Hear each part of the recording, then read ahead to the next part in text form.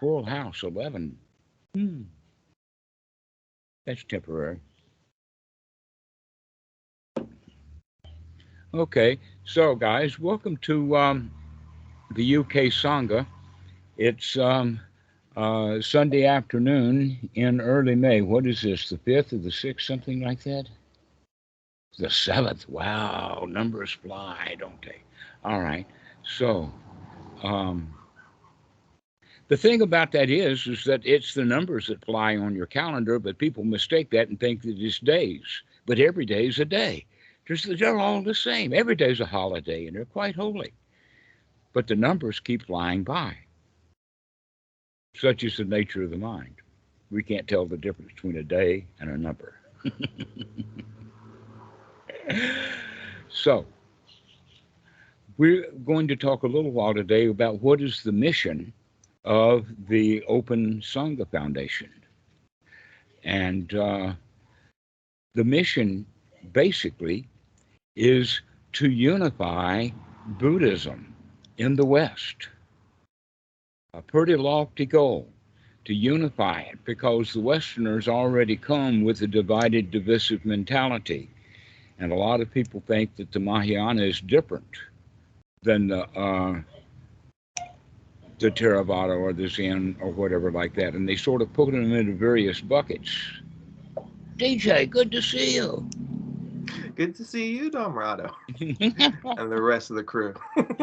Uh-huh.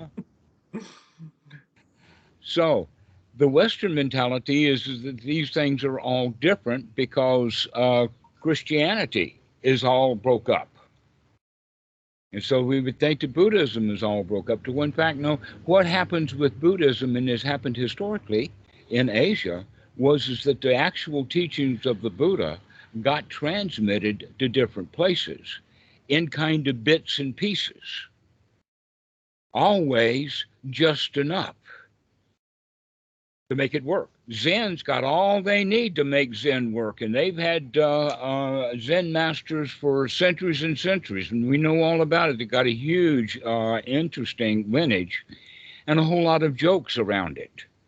And so whatever they're doing it right.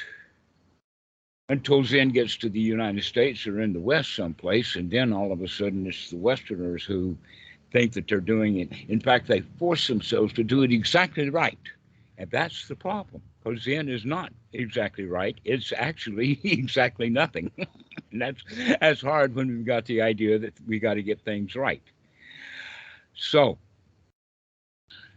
it's also been said, by the way, that the Theravada who study Zen, they know Zen better than the Zen masters.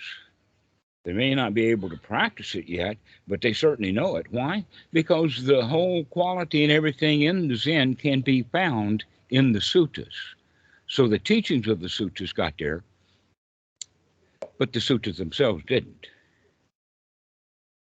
The problem is that in the West, it all comes from um, lay people, not monks. That monks didn't come like they did all over the Asia. The monks spread the Buddha, uh, and they did it in a family kind of way.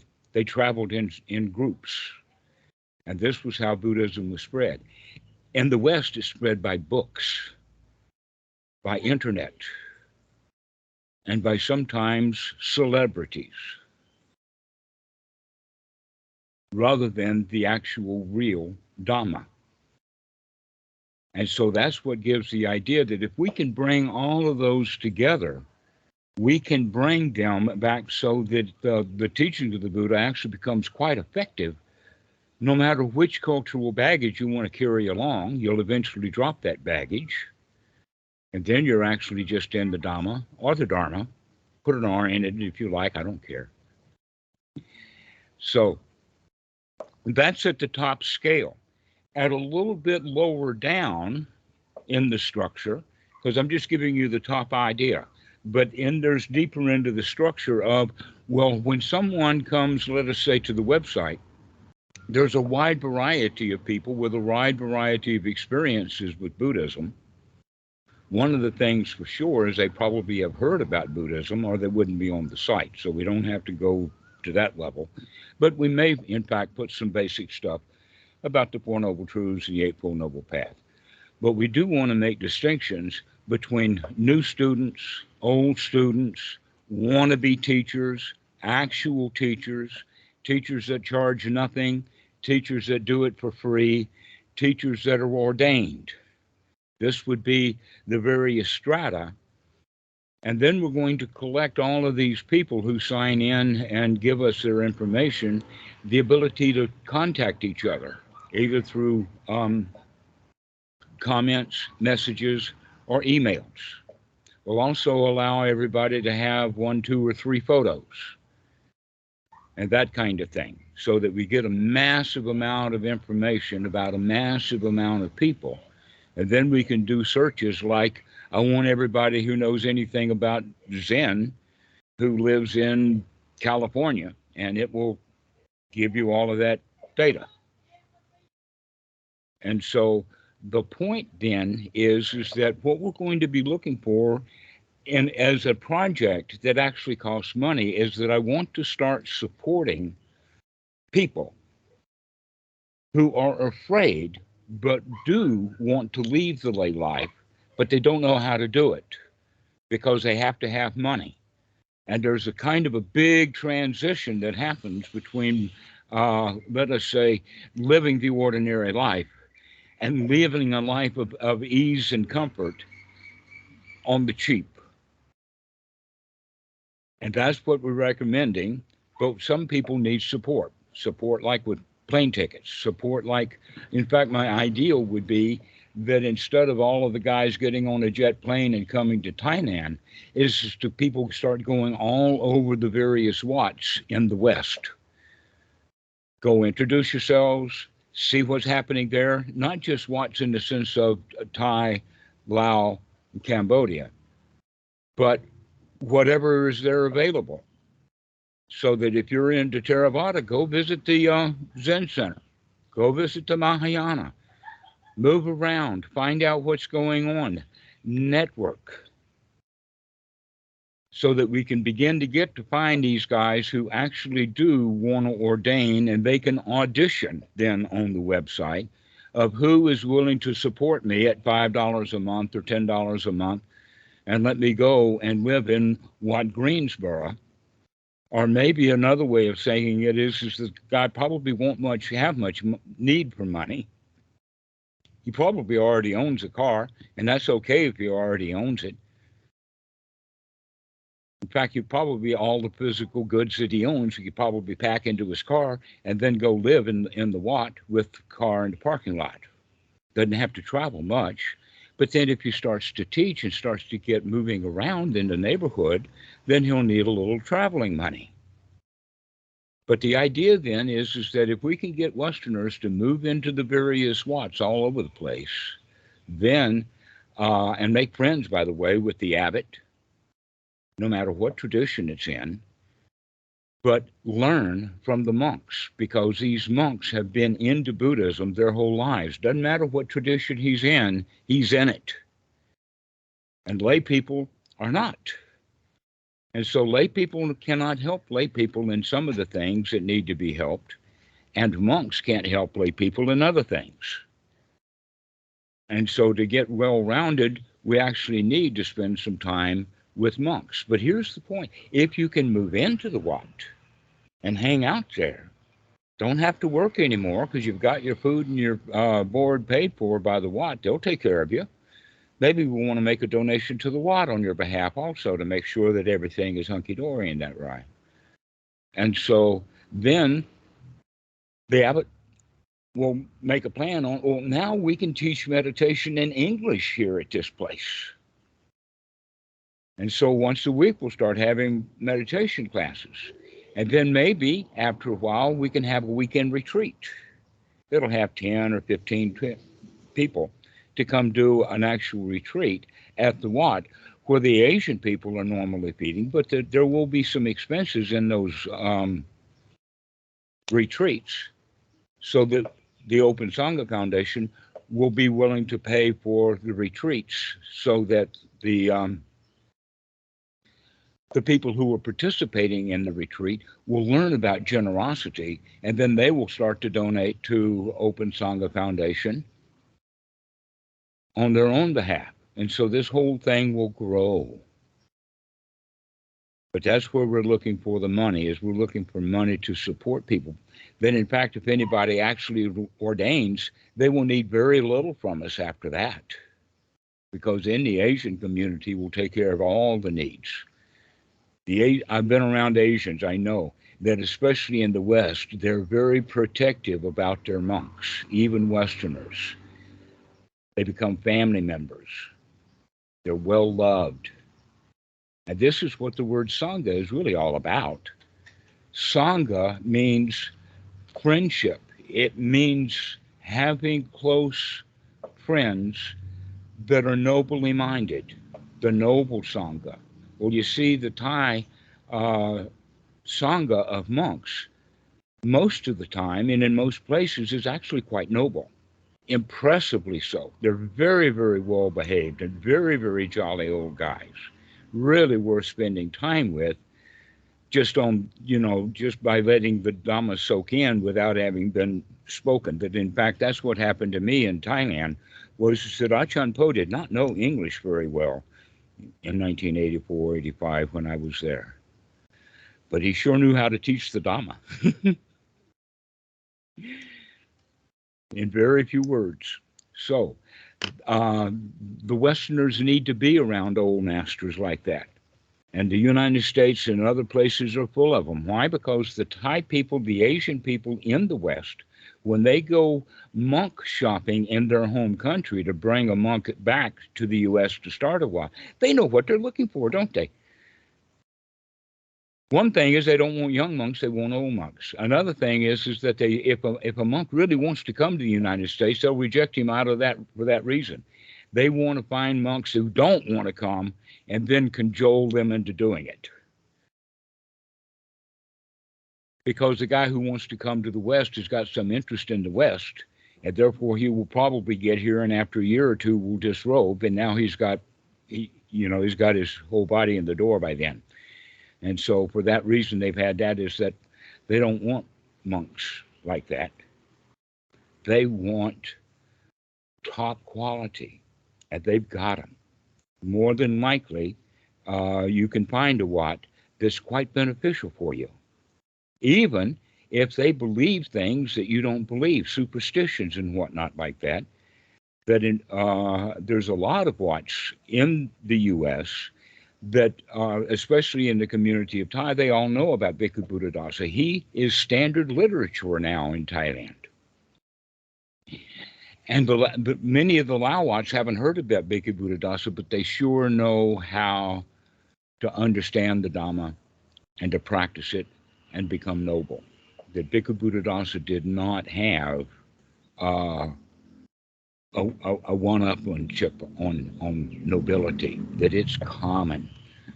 The only people who don't know it are the Western Buddhists.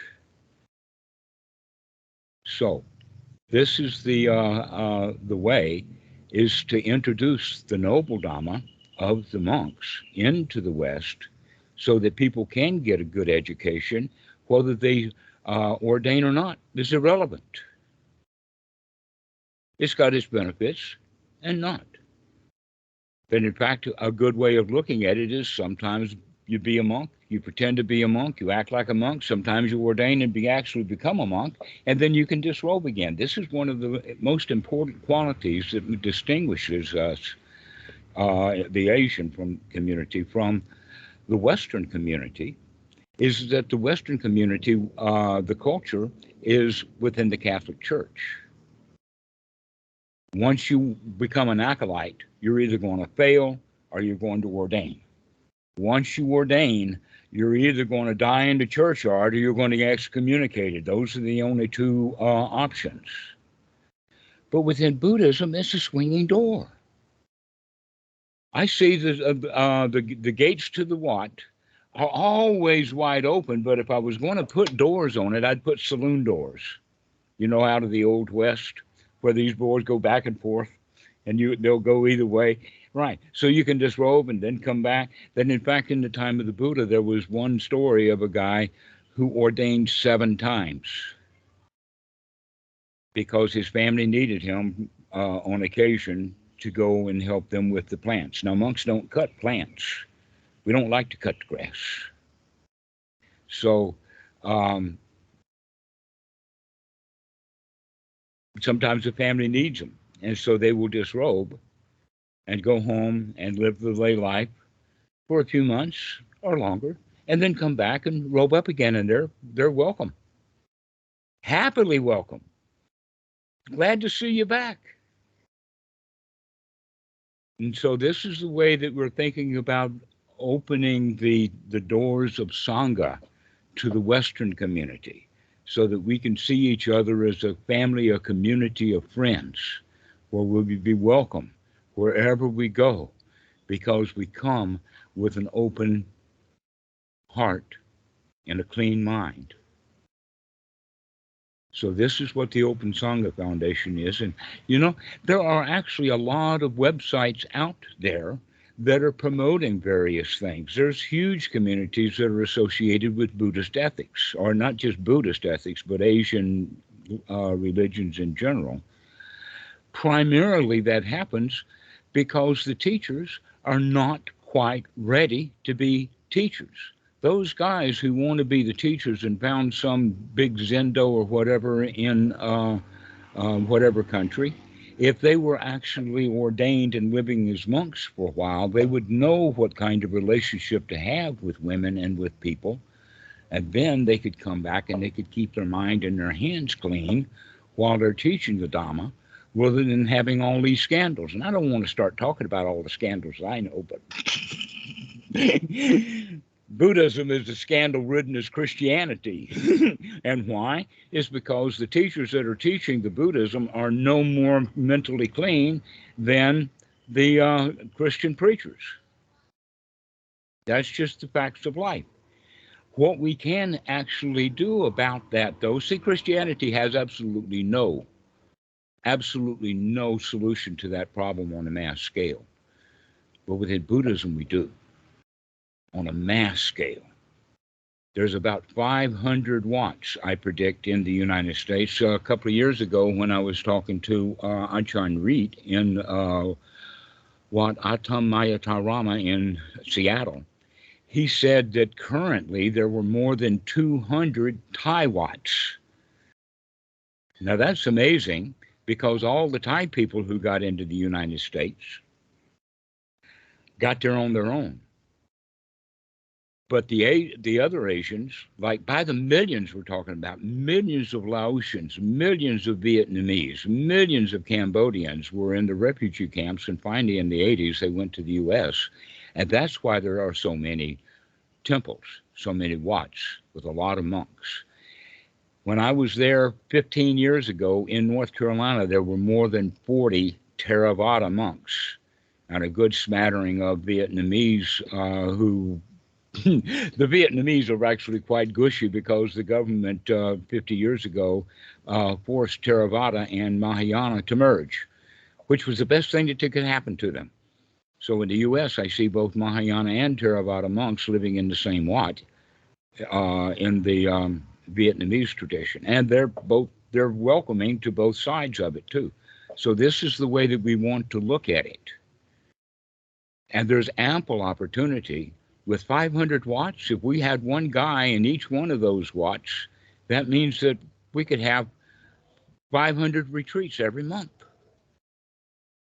We can handle 5,000 people, almost free of charge, because it's all done by joyous giving.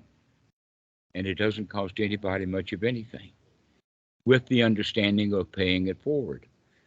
We pay for the first retreat, and then we say to the folks, hey, if you got any value out of this retreat, why don't you help pay for the next one so that other people can get benefit? And so we begin to pay things forward. This is how I in fact, I think of it with Achan Po. I could never return. I could never pay him back what he has given me. But I have to pay it forward to you guys. So take it as a gift. If it's well received, then I will be quite joyful. And this is what we need to do, is continue with that tradition of paying it forward and doing it in a sense of community and harmony. And I think that eventually, with that kind of thing happening, it might, in fact, have some political influence on the United States. And then the step after that is destruction and despair, like Christians are going through right now. So everything goes through a cycle. But this is the beginning of this one, because other than that, Buddhism is going to stay in the state that it's in now and only get worse because of the influx of millions of people, basically due to AI. In the next 10 to 15 years, the whole planet is going to go through major revolutions about employment, because all the machines will be doing everything. What does that leave us? Well, to me, that's a grand opportunity to practice. No place to go and nothing to do. We'll just sit here and have fun. Sit in a community, have lunch together, and everything's fine. Go to sleep on the floor, and we're good to go. But humanity is not going to do that. They're going to be out there with their pickaxes and shovels and all kinds of stuff. In fact, I think, no, that's the wrong era. They're out there in America with their AK-47s and their Glocks. And in fact, they're already out there. So this is what happened when things begin to fall apart. But out of that falling apart, out of the death of the society that we're having now, that's going to take a few years, there is the possibility of rebirth as an open Sangha, so that people communicate and get along with each other in a friendly way. We're not afraid of each other anymore. I mean, almost all people, when they're attacked, or they attack someone, is because they're afraid that if they don't do it first, they'll be the victim. And so instead of, let us say, preemptive strikes, we have preemptive hugs. And everybody gets along. If we can train enough people to be able to do that. And I've got already all the teachers we need, more than enough teachers. Where's the students? The students are all afraid that they can't afford, or they won't be. I mean, at one time I estimated that my affiliation with Buddhism has cost me more than $10 million in lost salaries. Whew. I didn't even miss it. That in fact I feel wealthy, and if I'd have kept all of that money, I would have spent it and felt poor. But now I feel really wealthy. And so if you have that feeling of wealth and generosity, then we don't harm anybody. We harm people out of fear. So we have to teach each other how to not be afraid of each other. And then humans can be more like, what is it, bonobos rather than chimpanzees. Chimpanzees are at each other's throat all the time. And the bonobos, every time they have an argument, it ends in sex. Generally right there on the spot. Now, I'm not predicting free sex for humanity. I'm predicting free wisdom instead, because that's what humans are capable of being able to get along with each other wisely, intellectually. So let's put this mission statement version to a rest. Does anybody have any questions about it? David, what do you think?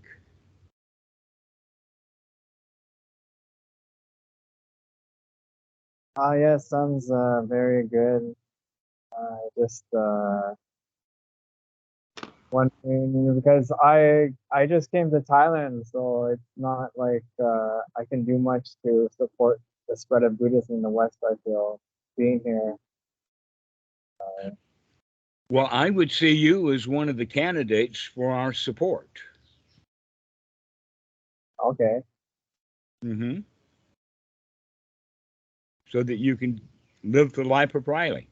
Actually, I've seen actual episodes of the life of Riley. I live a whole lot better than Riley did in that TV series. So anyway, this is the point that I've met many guys already who would love to take the leap. I've had several women who are also looking for it.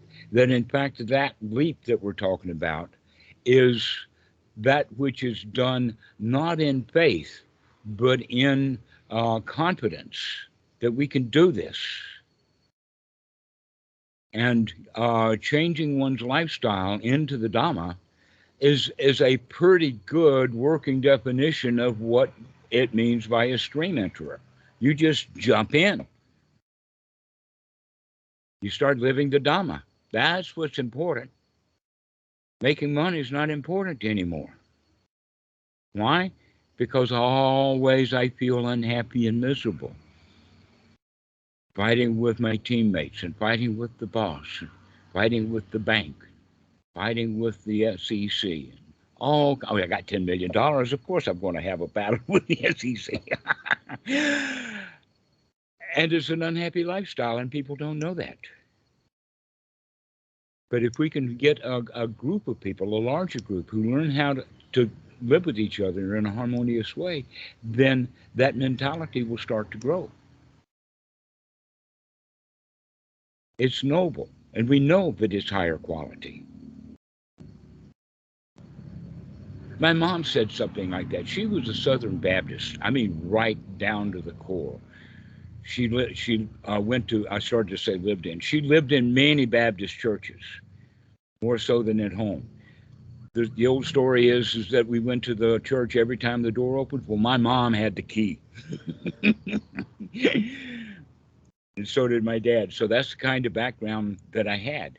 So when I get into Buddhism and other things like that, I go into a 25-year-old long dialogue with my mother. And I can tell for sure that I won that dialogue with her, because one of the things she said, among other things, is that she can see for sure that the lifestyle and the way that we live is a higher quality than top-notch in Christianity. The preachers, no, the Buddhist monks, we have it, and the word monk is a bad translation. It gives people the wrong idea of being monkish. No, we're bhikkhus. We're chattering monkeys sometimes. And so that whole quality of being able to change back and forth so that we can experience it that way allows us then to live in the world the way that my mother would have hoped and expected that all of the preachers and everyone that she knew in the Baptist church would live, could live, but don't. And the way that Buddhism is now, that I just mentioned, that, wow, it's so many scandals. You'd have hoped that the scandals had died with Chuladasa, but I hear they haven't. They're still, and those stories get retold over and over again. So it's kept alive. But if we can find a more noble way of teaching the Dhamma so that we're not dependent upon, or let us say putting ourselves into the guru position of having young women love and adore us, which is what happens with every preacher and every guru, but not the Buddhist monk, because of the training. Basically, in fact, you could say that most of the training that the Thai monks get about that is from the Thai women. The Thai women are the ones who train the monks, in the sense that if the monk does something wrong and the Thai women know what the rules are, she'll make a point of it, because this is a matriarchal society. And so the Thai women keep the monks straight, as well as they know not to touch the monks, not to go near the monks, to leave the monks alone and expect the monks to leave them alone. And after years of training of that, that's probably what we're going to do, even if we begin to teach in the Watts and have young women come by. But if we go buy a building and then set up shop there, when those young women come by to that building, there may be a bed in the back. And now we're back into the same mess that Buddhism is in, that Christianity is in, that we don't have that noble attitude. And the same thing goes with money. In fact, that's the bigger issue. It's not the sex, it's the money. Because Buddhism has, I think that because of its association more with psychotherapy, that Buddhism, by the way, in America as a religion doesn't stand a chance. That all of those Asian Wats are unique in and of themselves, and Westerners don't go there except maybe for tourism. So the Asian Wats are, sort of over there someplace in the mind of most Westerners. But we can, in fact, go in and make that connection. The monks would really love it. The lay people would love it. But the one who is afraid to go is good old yours truly. I'm afraid to go to the Wat. Until we get an organization going which invites us to go. We can look up on the index. We're going to get every Wat that we can to sign up, get their information, so that we can pinpoint them on the Google map and give everybody every opportunity to find local places and go see what's there, and then write it up for us so that everybody knows, and then we can start to have an idea of recommended places. And so we can find a way of getting this. Right now, we're in a great deal of darkness about it. But the possibility is organization. Hey, everybody else uses computers. The banks use it. The government uses it. Buddhists could use computers too. And have fun at it.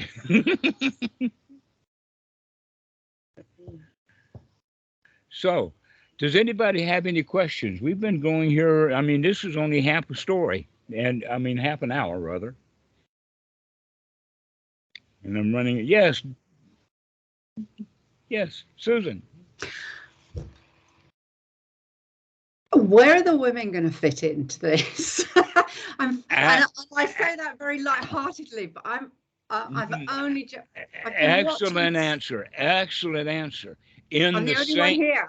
In the same Wat that the men would do it, because the women, actually, the Asian women in the community run the place.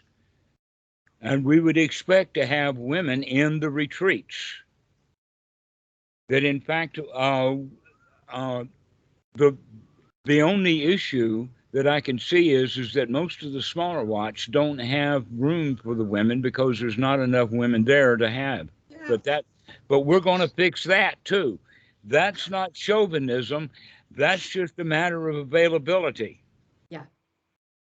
And if you start hanging around and make friends with the old Asian women at any Wat, they'll find a room for you. That if the women go to the monk and ask about it, he's going to get all flustered and bothered because women are not supposed to come to him for that kind of stuff. But in the Western mentality, oh, well, he's the boss. I got to go to the boss to get this kind of problem fixed. And so there's part of the miscommunication. Thanks for asking this question, Susan. Just because there's not so many, and I will tell you what, part of the reason why men are so into spirituality is because they are so into suffering and dukkha, and they know it. That I would say offhand that women are more balanced, and therefore they don't wind up needing. A clear example to me is that the nurses do all the dirty work for the surgeons, and the surgeons do nothing but take their little scalpel and cut a little bit and hold it up in the air and everybody to see, while all the women are doing all the work. Now tell me an industry where that doesn't happen, especially in the old days where the typists, the secretaries, they ran the show. I think there's a difference as well going on, here today as well, because I've noticed that basically Sanghas that are trying to build up that depend on IT and using computers, women do it, I do it, but the women tend to want to have that Sangha face to face. Yes, Less inclined to use IT. Yes, that's exactly right. That in fact, we're actually to the point of asking the question: are we ready to actually have a Zoom account so that we can handle 300? I don't see us using Zoom like that. I would say that we would be more likely to use it the way that people use Skype, and just two people get into contact, maybe three or four. The Skype to me looks like a very good platform for this kind of thing. I mean, we're on Skype now; it works fine. But video calls are something that we would encourage. That's in fact something. Thank you for asking that question, because what we'll do is give on our sign-up form field a place to put a Skype address so that they can be found.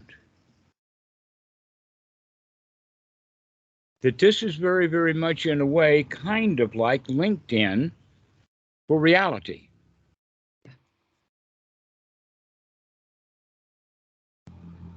And so, yeah, having video calls and contacts and all of that kind of stuff. And the best part about it is that it actually solves the problem of it being too big and too wide. Never mind how much wonderful it is, world. It's too big and it's too wide and there's too many people. But the internet and the ability to gather data about people makes it a whole lot easier to do. This project that we're talking about now could not happen until now. This is a project couldn't happen in the 1990s or before, or even in the 90s. So this is something new. And so who knows what kind of technology. This database may be hooked up to where all I have to do is say, Susan, and wherever you are, you'll say, yeah, I'm here. Because we got an implant and we're wired to Elon's satellites. And all we have to do is have that connection. And that's what the database is for, is to help people get connected with each other.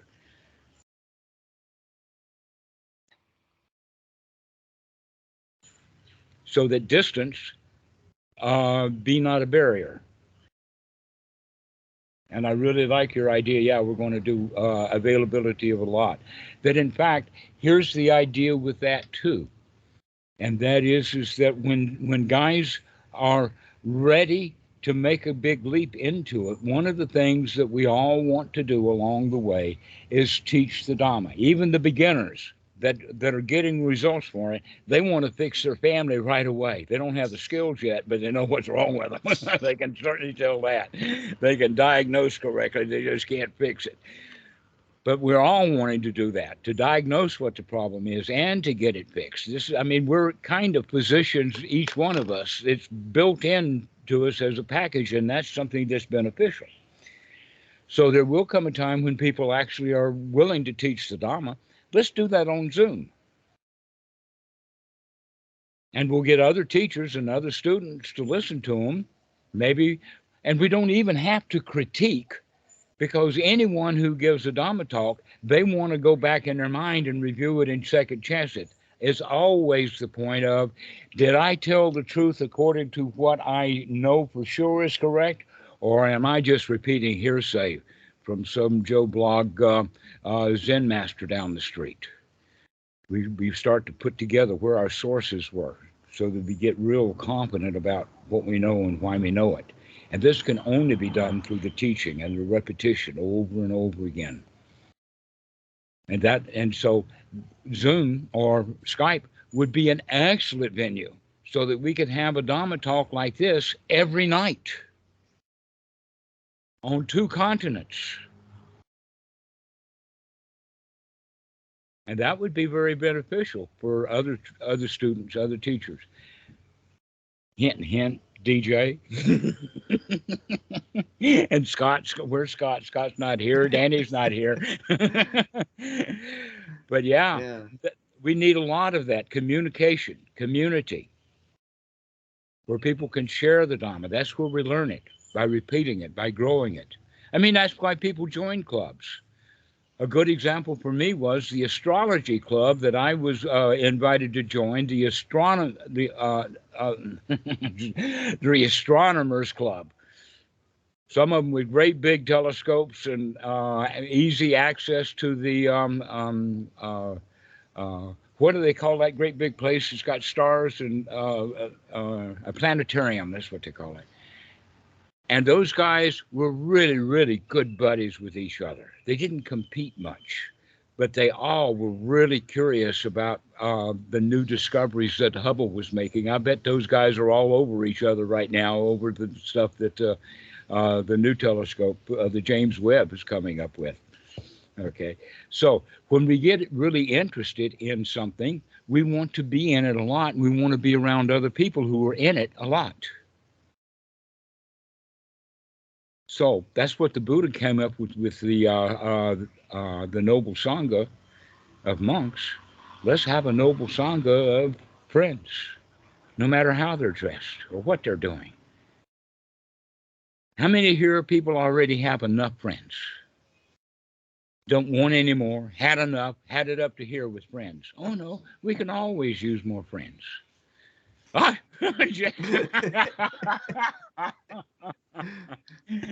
had it up to here with us, huh?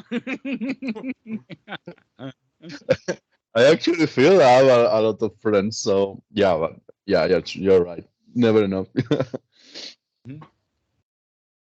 And not only that, but here on the International Song, there's still not enough of us to find each other locally. But I bet that there would be good Dhamma friends in whatever city that you're in. You just don't know who they are. So we need a way of connecting so that you can have close, dear friends. And an opportunity to practice generosity. That's one last thing that I'll say, is that when I first became a monk, I didn't like it because Ajahn Po took me on Pindabat himself, along with a few other monks, and took us to the back of the Wat to a really, really poor neighborhood. It was hard to get there. It was slim pickings where we were there, and hard to get back to the Wat, intentionally so. Part of the training. And that my attitude was, hey, why should I want to take anything from these people? They're already poor enough, and I'm better than they are, because I've seen better money than they ever have, you know, that kind of mentality. But then I learned to actually be grateful to their generosity. I was ruining their generosity by being above it. Their gifts weren't good enough for me. Sort of like Johnny when he gets socks from Granny at Christmas. And he looks down on those socks and looks down on Granny because that's all you got for me is socks for Christmas? Where's my pony? And so that learning then to be grateful to these people. And as the gratitude grew, so was the bounty for some reason. It got better. Or maybe I just got used to it.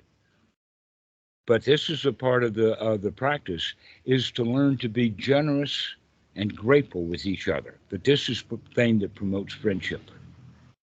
And so we go about looking for ways to help people. That's one of the reasons why I will keep anybody who wants to come to Thailand, they've got a free room on my porch here. They're welcome. You're welcome. Susan, even you're welcome. We got room for women.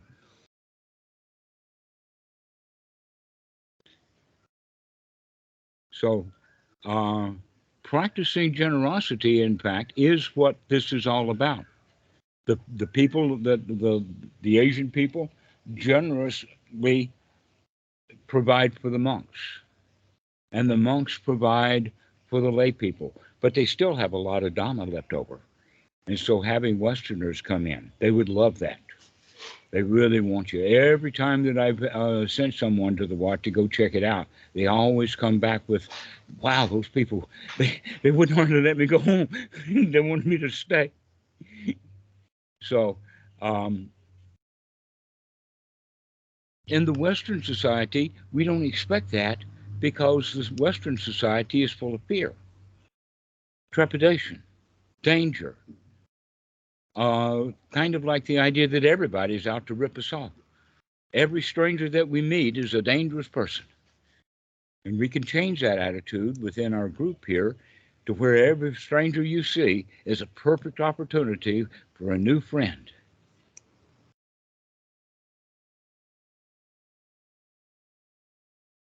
If you're open, we can build a Sangha. Anybody got any more questions? Like, why can't you talk about something else?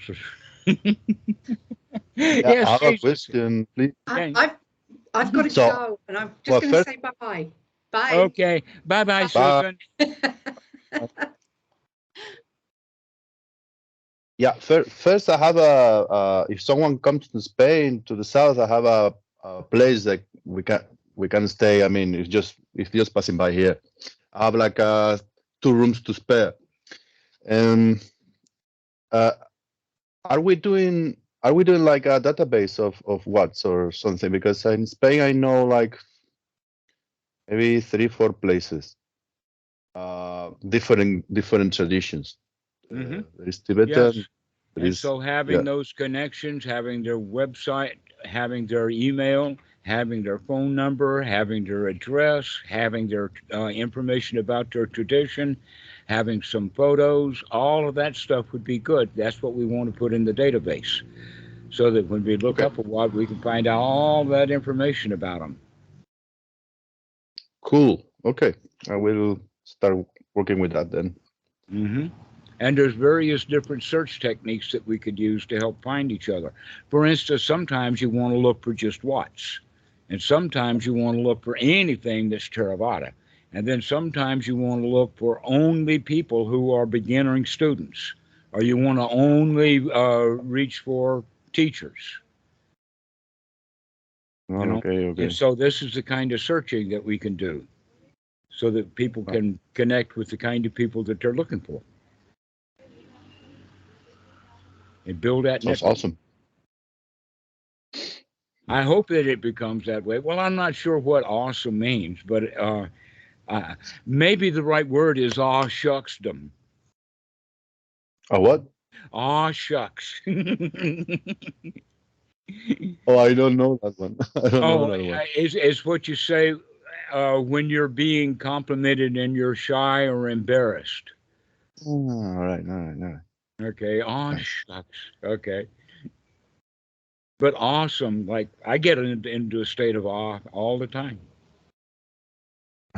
Okay. So yeah, let's hope that in fact the website can help a whole lot of people get into states of awesome.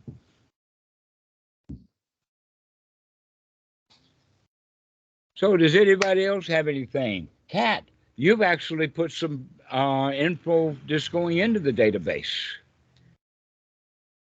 Well, my what report kind of thing on the website. Yeah, we Oh, put yeah. it in. Yeah, we've already. It's on. A It's long up. time ago.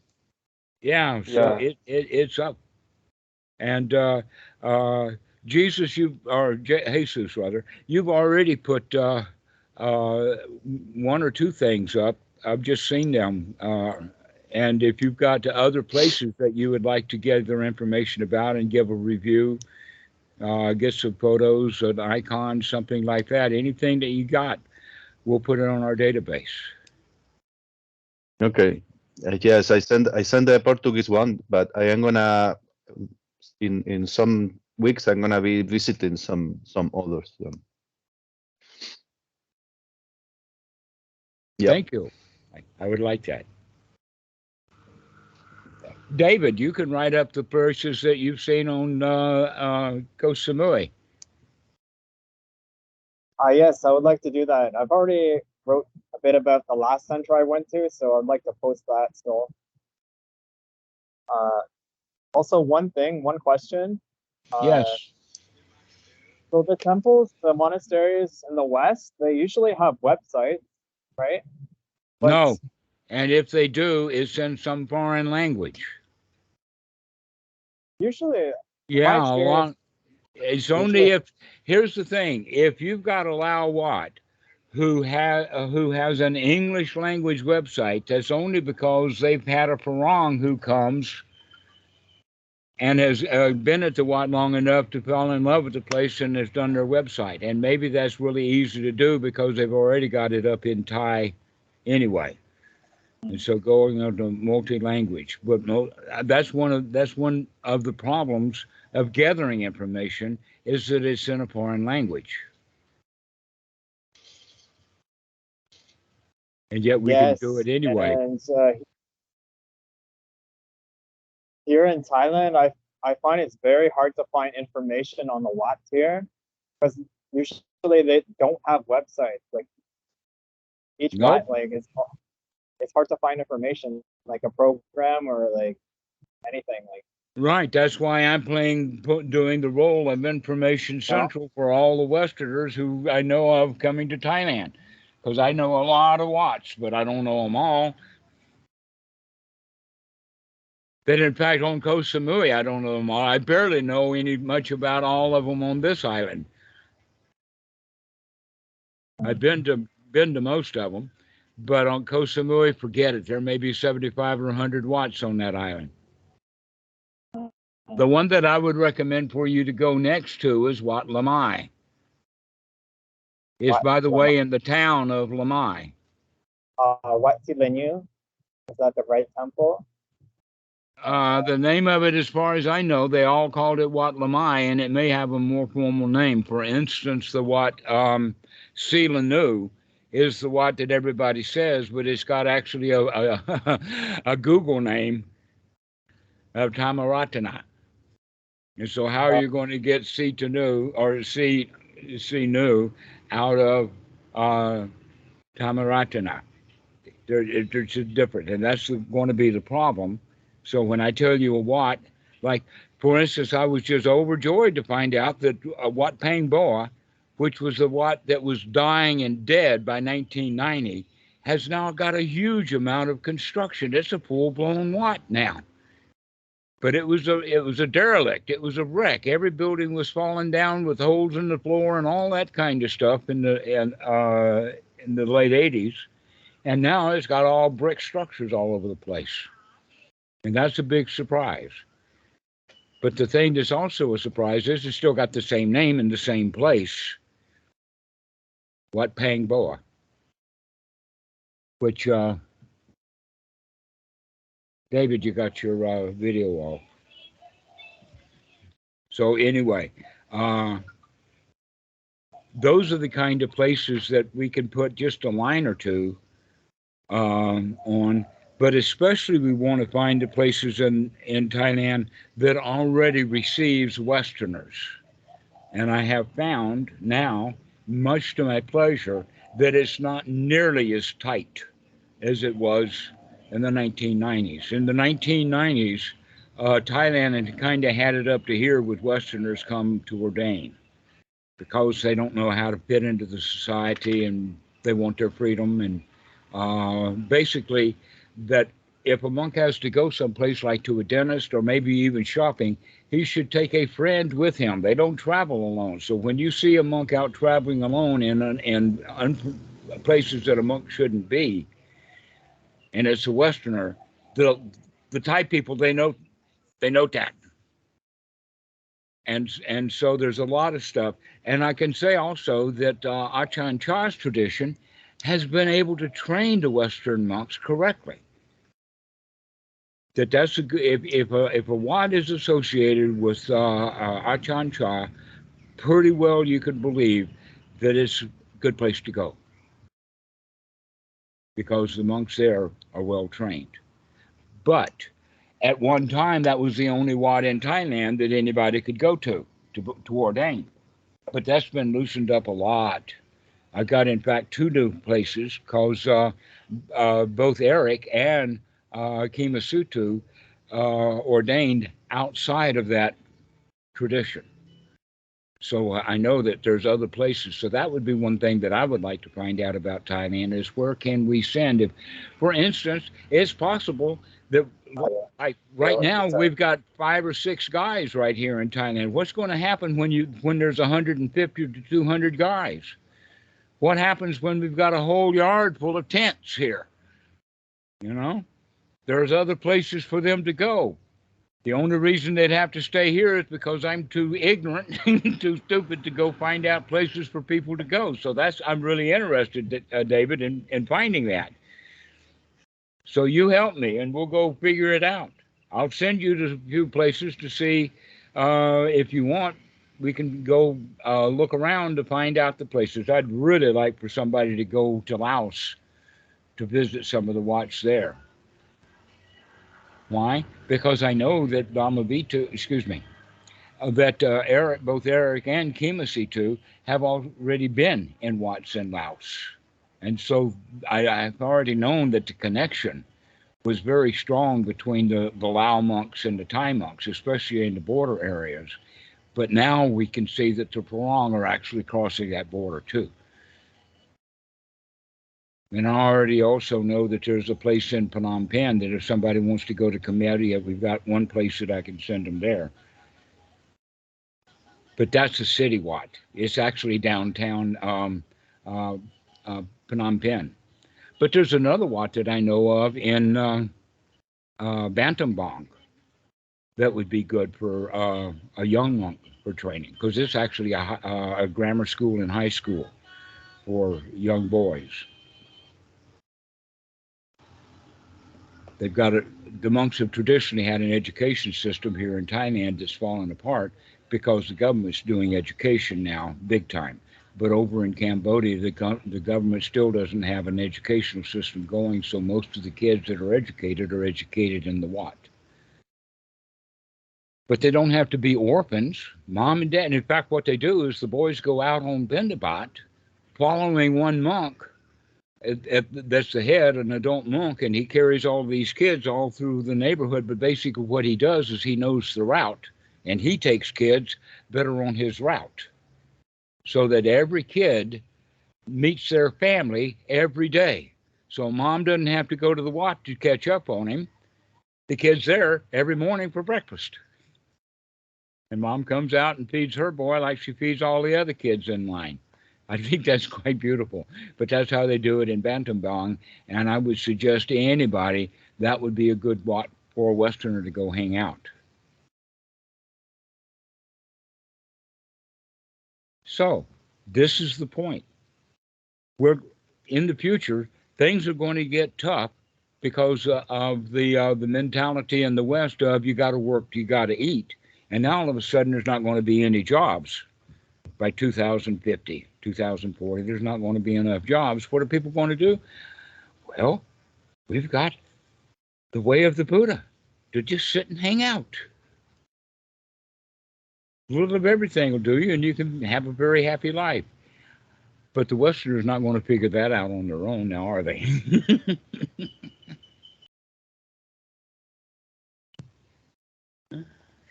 So does anybody have any questions? You guys have been really silent today.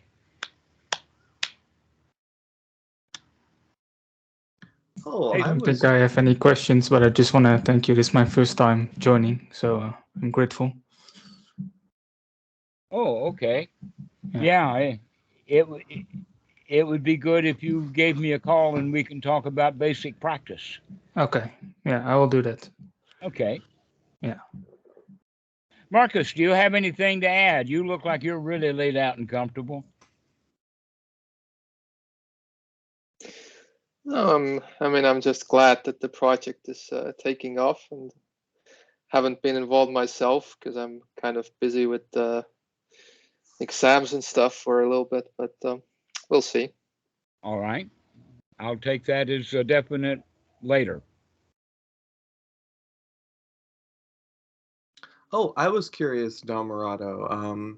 So like currently, does one kind of need to go to Asia in order to like fully ordain essentially? Like you can kind of... That's the mentality, but it's not the case. That in fact, basically what we have to do is put things together. And this is what it takes. Number one, it takes an upajjhaya. It takes an achan. It takes a wat. It takes an individual Westerner and a few people to support him. The upajjhaya is the one who is actually responsible, and that the achan is who he's going to live with.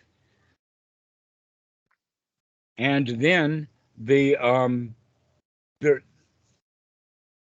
wat normally is then going to be the wat where the achan is, and we can arrange that. Basically any abbot of any wat, when you make friends with him and he likes the fact that you're around, he will take you under his wing, and if any thoughts about ordination or whatever happens, he will in fact know how to do that. Basically what everybody wants and deserves is a really, really senior monk for good auspicious ordinations. That's a whole tradition that I don't want to get into in detail. But Kesha Thero was the Samdat Sangharaj of southern Thailand. It was like he was in the top 6 superstar monks in Thailand, and he was my upajjhaya. How did that happen? I don't know. Achan Po did that. But it shows what kind of clout Achan Po had. All right. I do also know of an upajjhaya in the U.S. He hangs around, let's see, where's this guy? He hangs around Atlanta and Dallas and that kind of area within the Lao community. And the last time I saw him was 15 years ago, but he was a very young 40 years a monk. He was just turning into his 60s. He's 75 now, but those extra years just give him more clout. So 40, 50, 55 years he's been a monk, and he's about 75, and that he does a lot of that duty. He's upajjhayed a lot. Most of the ones who have that ordination are for those who are going to stay long term. If the kids are going to ordain for the weekend because grandpa died, then they won't have such a high-class upajjhaya that any monk will do. Actually, 20 years. A 20-year monk will do for that. But mostly you want a 40-year monk, a real Mahathera. So they're available in the West. That's the important point is that are there any upajjhayas in the United States or in wherever? Wherever they are, they're close enough that, in fact, with the right kind of conversation, we can get him, because we did that on a regular basis from Atlanta to High Point so that he could do an ordination or two, because they love to travel.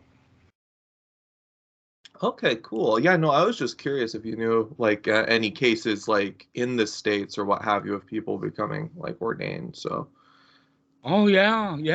I met there was a guy in Tampa, another one who was in Orlando, at Watt Greensboro. I was actually not either the upajjhaya nor the achan, but I did take on the role of the teacher, or take let us say the like an instructor at the university rather than a professor kind of thing. But yeah, we ordained 2 of them. I think one in 2004, another one in 2006 or 7, something like that. So I've been around that kind of ordination. Yes, it's quite okay for Westerners to ordain in the West if they can behave themselves. if they can be polite and happy, then that's all it takes. And that's a big deal for a lot of Westerners.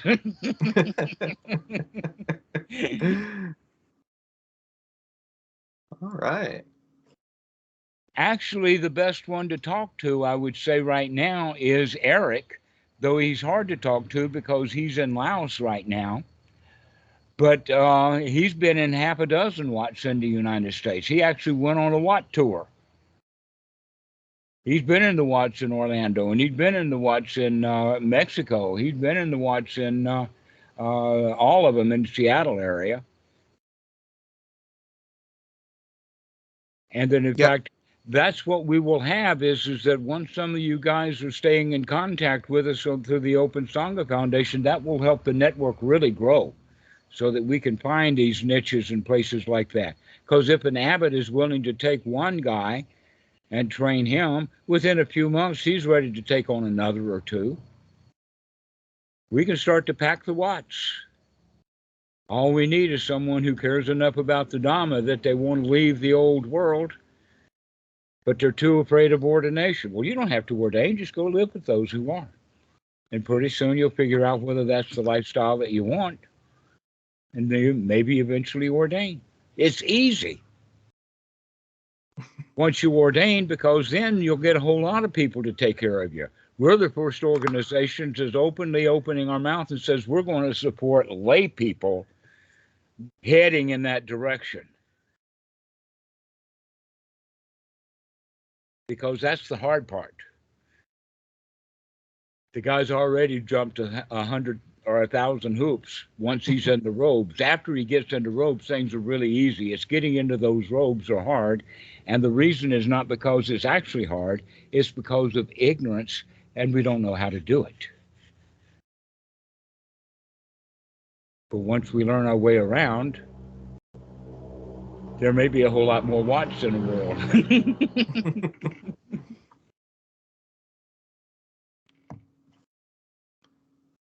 So if anybody's thinking about it, like hint, hint, cat.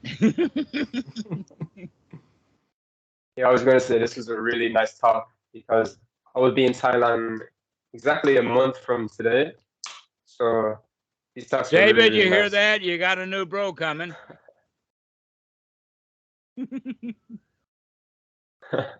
So yeah, I'm really really appreciate this talk. All right, I'll see you in a month. I'll see you in a month. I may see you, David. Yeah. Yeah, your mic is very noisy, David. Yeah, I'm on the ferry. Sorry. Oh, you're on the ferry. What, heading to where?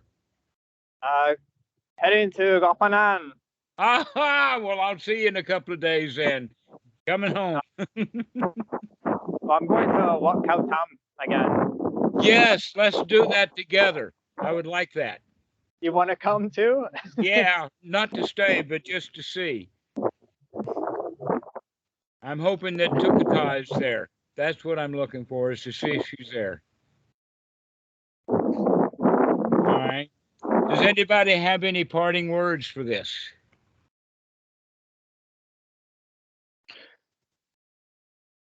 All right. Just thank you ahead. for thank you for all that. What you said before about what the Ayampo did for you, and now you're doing for us. Thank you for that. I really appreciate that. My pleasure. Haha. I won't go so far as to say the pleasure's all mine, because we know that's a bunch of crap.